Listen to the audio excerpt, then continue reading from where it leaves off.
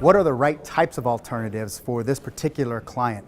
Am I looking for a diversified portfolio of alternatives, an equity-like substitute of alternatives, or a bond market-like substitute? So what are the right types of alternatives for this particular portfolio? The second item is a very important question to answer, and that's how much should I allocate to alternatives within a client portfolio?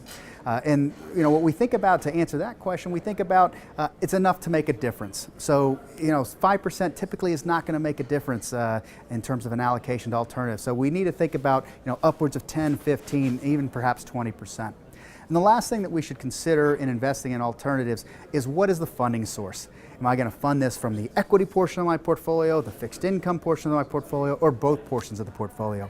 And frankly, we think a great starting point for most investors is to fund it, to begin the funding decision thinking we're going to split it equally from equity and fixed income.